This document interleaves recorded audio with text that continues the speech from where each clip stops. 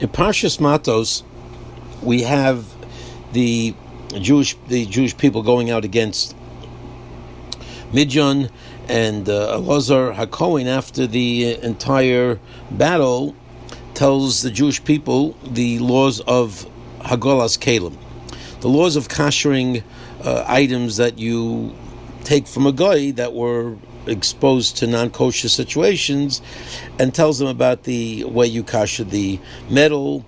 Things that came in to that metal through fire have to be expunged through fire. Those that came in through water could be expunged through water, essentially communicating to them the idea of kabolo kachpolto, that the way things enter into an item in the method of the non-kosher food entering into the item, that's where you have to. That's the same method you have to use to expunge it, and it's a concept, of course, we use nowadays in the kashering process.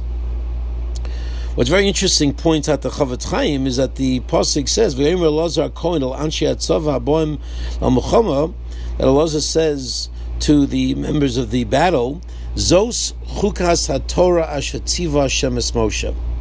Zos chukas haTorah. Very interesting expression, asks the Chavetz Chaim. What do you mean, Zos chukas haTorah?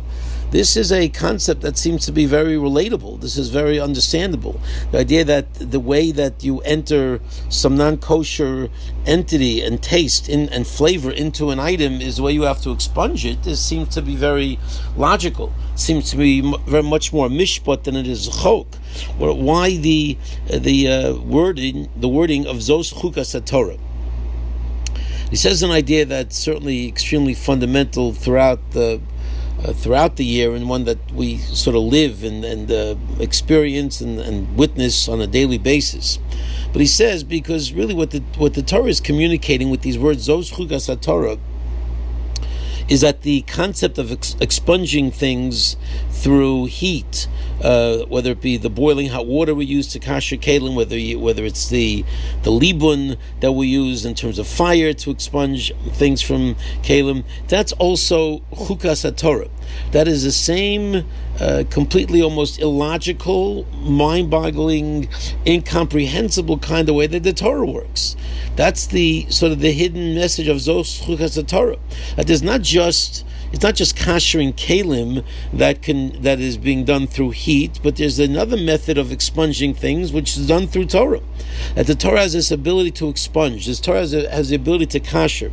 This Torah has the ability to take a person who might have been so much exposed to negative things, has maybe imbued so much negativity, so much tumah, so much things that maybe you'd say can never be expunged, can never be removed from that individual, and yet Zos chukas haTorah.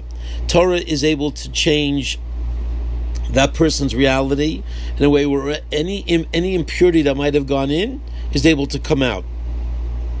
Torah is able to supply the hot water. The Torah is able to supply the burning hot coals. Whatever the method that's used, Torah has that transformational ability to be able to deliver that which is necessary, and we see that, and we know that, and we experience so often with whether it be the teenagers that go to Eretz Yisrael and the incredible changes that they make in terms of their decisions and their growth in Torah. You see it with Balei Tshuva, you see with so many people, you see with people even who just maybe never really learned that much Torah, and all of a sudden they become excited and they get turned on to Torah, and through that Torah, it truly is a chok. It's truly mind-boggling. It doesn't make any sense. You can't really explain it in rational terms. How do you explain this incredible change within that person? And the Chavetz Chaim explains that's exactly the point. Zos chukas haTorah. You can't explain it. The very same source that was the source for the entire creation of the universe, which clearly we can't comprehend, which boggles our minds. It's ever expanding.